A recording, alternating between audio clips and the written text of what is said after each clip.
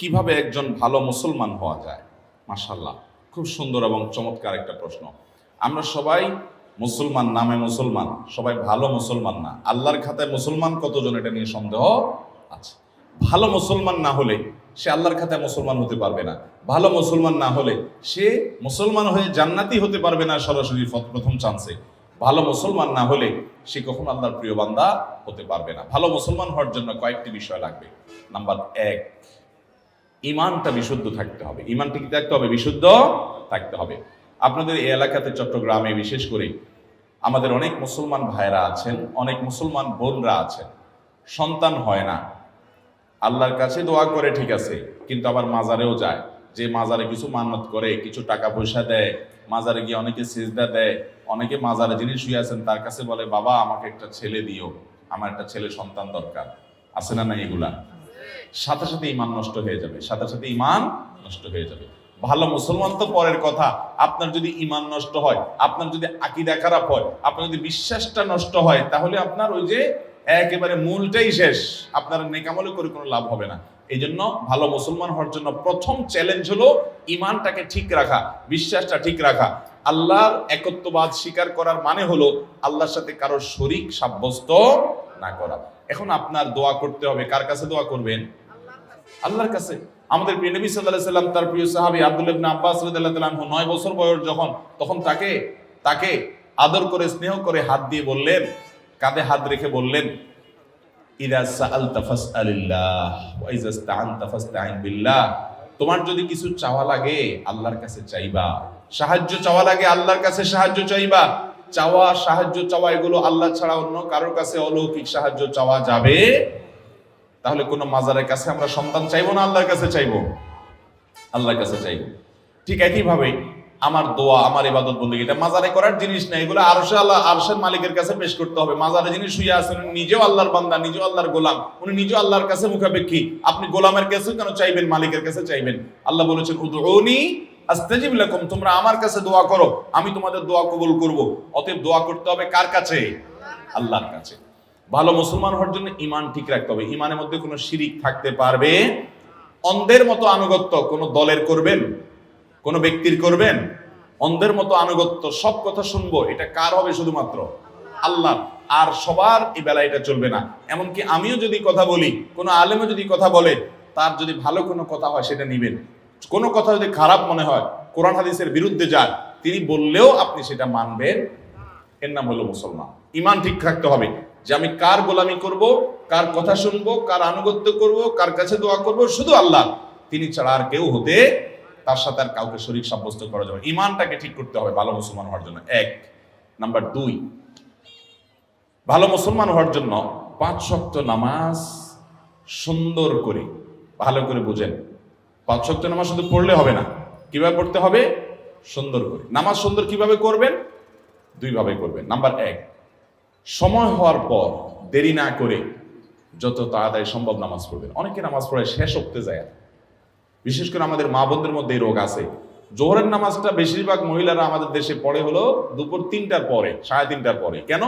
কারণ ঘর বাড়ির কাজকাম সামালেন, রান্না বাড়ি করে সব গোছান, ছেলে মেয়েদেরকে খানা দেন, স্বামীরে খানা দেন, নিজে গা গোসল ধন, সব ঝামেলা সারতে সারতে 3টা 3:30 বেজে যায়। এরপরে যা উনি আসরের সময় গিয়ে জোহর পড়ে। ঠিক না বেঠিক? অথচ নবী করিম সাল্লাল্লাহু আলাইহি ওয়াসাল্লাম বলেছেন, সবচেয়ে উত্তম আমল হলো as-সালাতু লি-আউওয়ালি ওয়াক্তিহা, আউয়াল ওয়াক্তে নামাজ পড়া, এটা হলো সবচেয়ে উত্তম আমল। এজন্য ভালো মুসলমান হওয়ার জন্য নামাজ শুধু পড়লেই হবে না, 5 ওয়াক্ত নামাজ তো পড়তেই হবে। সেটা পড়তে হবে সুন্দর করে, অর্থাৎ প্রথম সময়ে দেরি না করে, আর দ্বিতীয়ত হলো ধীরে ধীরে, আস্তে আস্তে। যত ধীরে ধীরে নামাজ পড়বেন তত নামাজের কোয়ালিটি বাড়বে, আর যত তাড়াহুড়া করে পড়বেন তত নামাজের কোয়ালিটি কমবে। নামাজি হিসেবে সবচেয়ে ভালো নামাজি কে? আপনার ডানে বামে, আপনার মসজিদে, আপনার কাতারে, আশেপাশে খেয়াল করবেন। আমাদের মা বোনরা নিজেদের মধ্যে খেয়াল করবেন, যেই মানুষটার নামাজে দেখবেন রুকুতে সবচেয়ে বেশি সময় লাস্টিং করে, রুকু থেকে দাঁড়ায় তিনি সবচেয়ে বেশি অপেক্ষা করেন, সিজদায় খুব ধীরে ধীরে যান, যে সিজদায় আবার অনেক সময় ধরে তাসবিহ পড়ে, সুবহান রাব্বিয়াল আলা, লম্বা সময় নিয়ে সিজদা পড়েন, এরপর সিজদা থেকে উঠে সোজা হয়ে আবার অনেক সময় অপেক্ষা করেন, আবার আস্তে করে সিজদা দেন। এভাবে নামাজের কাজগুলো যে যত আস্তে আস্তে করবে, তার নামাজের ওজন, নামাজের মূল্য, নামাজের ওয়েট তত বেশি হবে। এই জন্য ভালো মুসলমান হওয়ার জন্য ইমানটাকে বিশুদ্ধ করতে হবে, ইমান বিধ্বংসী বিষয় থেকে বাঁচতে হবে। অনেক মুসলমান ইমান আনার পরে এমন কথা বলে ইমান চলে যায়। আল্লাহর আইনের বিরুদ্ধে, আল্লাহর বিধানের বিরুদ্ধে যদি কেউ বলে, সেটা আমার পছন্দের দলও যদি বলে, মানা যাবে? ইমান চলে যাবে, সোজা কথা। তাগুতকে যদি আপনি বন্ধু বানান, ইমান চলে যাবে। অতএব ইমান ঠিক করতে হবে, এক। 2 নম্বর হলো নামাজ ঠিক করতে হবে। ভালো মুসলমান হলে কি করতে হবে? নামাজ ঠিক করা মানে 2টা বলেছি, এক হলো সময় মতো পড়বেন দেরি না করে, আর দ্বিতীয়ত হলো ধীরে স্থিরতার সাথে পড়বেন। ঠিক করবেন তো ইনশাআল্লাহ? আচ্ছা, 3 নম্বর কাজ হলো ভালো মুসলমান হওয়ার জন্য উপার্জন থাকতে হবে হালাল। উপার্জন কি থাকতে হবে? হালাল। আমাদের মা বোনরা আছেন এখানে, আপনাদেরকে বলছি, আপনারা আপনাদের স্বামীদেরকে, বাবাদেরকে, সন্তানদেরকে উৎসাহ দিবেন। আপনারা যদি সঠিক হয়ে যান তাহলে আল্লাহর জমিনে সব সোজা হয়ে যাবে। আপনারা যদি আপনাদের সন্তানদেরকে বলেন, বাবারা হালাল উপার্জন করে নিয়ে আসবা, প্রয়োজনে ডাল ভাত খেয়ে বেঁচে থাকবো, গোশ মাছ খাবো না, কিন্তু হালাল উপার্জন করবা বাবা। অন্যের ছেলে মেয়েরা বিল্ডিং হাঁকায়, গাড়ি হাঁকায়, টাকা পয়সা চকচকে দেখা যায়, আমার দরকার নাই বাবা। হালাল যদি করতে পারো, ব্যবসা বাণিজ্য করে আলহামদুলিল্লাহ করো, আর না হলে আমার দুর্নীতি করে ঘুষ, চুরি, ডাকাতি, এই সমস্ত মানুষের হক নষ্ট করে পয়সা আনবা না, আমরা কষ্ট করে থাকবো। এইটা যদি আপনি করতে পারেন, আপনি ভালো মুসলমান হতে পারবেন। এটা খুব কঠিন কাজ, কিন্তু নামাজ পড়াও সোজা, ইমান রাখাও সোজা, রোজা রাখাও সোজা, পর্দা করাও সোজা, কোরআন তেলাওয়াত করাও সোজা, ওয়াজ শোনাও সহজ। এই যুগের সবচেয়ে কঠিন কাজ হলো আমার উপার্জনটা সব টন টন করে বাজবে। বাজা বুঝেন? এত হালাল হবে যে সেখানে কোনো ভেজাল থাকবে, চেষ্টা করা যাবে না ইনশাআল্লাহ। এটা মুশকিল হলো কি জানেন? এটা করতে গেলে যুদ্ধ করা লাগে নিজের সাথে, কারণ আশেপাশে সবাই 2 নম্বর পথে টাকা পয়সা কামে আঙ্গুল ফুলে কলা গাছ হয়ে যায়। এটা দেখে আপনার মা বাপ বলবে, আপনার স্বামী, আপনার স্ত্রী বলবে, আপনার বন্ধু বান্ধব বলবে, ছেলে মেয়ে বলবে, তুমি কি করো? আরে দুধ করো, পরে আল্লাহকে রাজি করে নেওয়া যাবে। এগুলো ভুল। ভালো মুসলমান হওয়ার জন্য উপার্জন হারাম, এটা থেকে বেঁচে হালাল উপার্জন থাকতে হবে ইনশাআল্লাহ। হালাল উপার্জন না থাকলে কোনো ভালো মুসলমান হওয়ার কোনো সুযোগই নেই, দোয়াই কবুল হবে না, সোজা কথা। ওই শরীরই জান্নাতে যাবে। নবী সাল্লাল্লাহু আলাইহি ওয়াসাল্লাম বলেছেন যে শরীর হারাম দ্বারা গঠন হয়েছে। এই জন্য চ্যালেঞ্জ নিতে হবে মুসলমান যুবকদেরকে, যুবতীদেরকে, সবাইকে, যে আমরা হারাম আমাদের শরীরে প্রবেশ করাবো।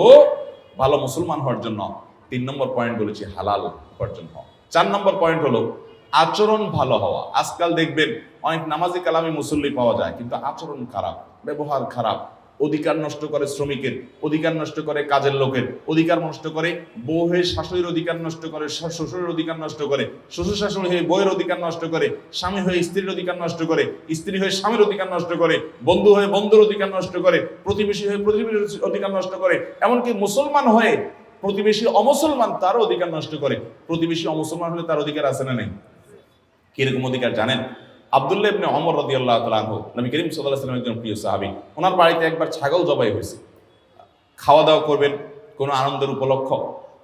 তো উনি ওনার পরিবারের লোকদেরকে বললেন, আমাদের পাশের বাসা যে ইহুদি আছে তার বাসায় কি গোশত পাঠানো হয়েছে ছাগল থেকে? 2 বার জিজ্ঞাসা করলেন।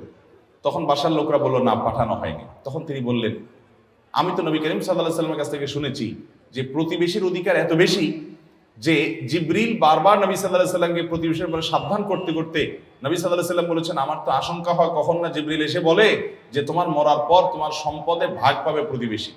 এই কথা বলে কিনা আমি সে আশঙ্কায় ছিলাম। মানে এত প্রতিবেশীর হক। এমনকি অমুসলমান হলেও ইহুদির চাইতে বড় শত্রু মুসলমানদের আর কেউ না। আল্লাহ কোরআনে বলেছেন, লা তাজিদান্না আশাদ্দান নাসি আদাওয়াতান লিল্লাযিনা আমানু আল ইয়াহুদ, ঈমানদারদের জন্য সবচেয়ে বেশি শত্রু পাবো তোমরা ইহুদিদেরকে। সেই ইহুদিও যদি আমার প্রতিবেশী হয়, আমার গ্রামের হয়, আমার পাশের বাড়ির হয়, বসবাস করে, তার প্রতি শুধু সদাচরণ করা না, তার বাসায় হাদিয়া পাঠানো, খাবার পাঠানো, এটা শিক্ষা আমাদেরকে ইসলাম দিয়েছে। ঠিক না বেঠিক? তাহলে ভালো মুসলমান হতে হলে মুসলমান তো বটেই, অমুসলমানের সাথে সুন্দর আচরণ, ভালো আচরণ করতে হবে। আর মুসলমান যারা আছেন, আত্মীয় স্বজন, বাবা মা, সবার প্রতি সদাচরণ করা, তার কাছে ব্যবহার খারাপ না করা, সবার হক আদায় করা, এটা ভালো মুসলমান হওয়ার জন্য জরুরি। তাহলে 4 নম্বর শর্ত বলেছি আখলাক বা আচরণটা ভালো হওয়া। এই 4টা কাজ যদি আপনি ঠিকঠাক মতো করতে পারেন ইনশাআল্লাহ, এর পাশাপাশি হারাম কাজ থেকে বেঁচে থাকবেন, মৌলিক ফরজ বিধানগুলো মেনে চলবেন, ইনশাআল্লাহ আপনি ভালো মুসলমান হয়ে যাবেন। ওইটাকে আমরা 5 নম্বর পয়েন্ট বললাম। আমরা আবারও বলি, 1 নম্বর ইমানটাকে শুদ্ধ করবেন, শিরিক মুক্ত ইমান আনবেন। নাম্বার 2, নামাজটাকে সুন্দর করবেন, ওয়াক্ত হওয়ার পরে দেরি করবেন না এবং ধীরে ধীরে পড়বেন। নাম্বার 3, হালাল উপার্জন করবেন, হারামের ধারে কাছে যাবেন না, চ্যালেঞ্জ নেবেন। নাম্বার 4, আচরণ ভালো করবেন, সবার অধিকার আদায় করবেন, কারোর অধিকার নষ্ট করবেন না। বান্দার হকটা অনেক গুরুত্বপূর্ণ। আল্লাহর হকে একটু ভেজাল হলেও আল্লাহ মাফ করবে, বান্দার হকে কিন্তু ছাড় নাই। অতএব বান্দার হক যেন ঠিকঠাক মতো আদায় করেন। স্ত্রী হয়েছেন, তাহলে স্বামী আমার অধিকার নষ্ট করুক, আমি তার অধিকার নষ্ট করবো না, তার প্রাপ্য অধিকার আমি তাকে দেব। স্ত্রী আমার অধিকার নষ্ট করছে, করুক, কিন্তু আমি তার অধিকারটা প্রাপ্য পুরোটা দেব। যতটা আমরা অধিকার সচেতন হব, তার চেয়ে বেশি কর্তব্য সচেতন হব, আমার দায়িত্ব বেশি আমি বেশি দেখব। 5 নম্বর হলো আপনার অন্য আল্লাহর যে মৌলিক ফরজ বিধানগুলো আছে সেগুলো মানা, মোটা মোটা যে হারাম জিনিসগুলো আছে সেগুলো থেকে বাঁচার চেষ্টা করব। এভাবে যদি আমরা 5 কাজ করি, ইমান ঠিক করি, নামাজটা সুন্দর করি এবং হালাল উপার্জন করি, আচার আচরণ ভালো করি, সবার অধিকার ঠিকঠাক মতো দেই, মোটা দাগে ফরজগুলো রোজা রাখা, যাকাত দেওয়া ইত্যাদি, হজ করা, এগুলো যদি মেনে চলি এবং হারাম কাজ, জেনা, ব্যভিচার ইত্যাদি থেকে বেঁচে চলি, ইনশাআল্লাহ একজন আদর্শ ভালো মুসলমান হতে পারবেন। একজন আদর্শ ভালো মুসলমান মানে কিন্তু আমলের পাহাড় গড়া না, দুনিয়ার আমল কতগুলা করে নিলেন আপনি ভালো মুসলমান হয়ে গেলেন, জি না। ভালো মুসলমান হতে হলে এই পয়েন্টগুলো আপনাকে মাথায় রাখতে হবে। আল্লাহ তাআলা আমাদের তৌফিক দান করুন।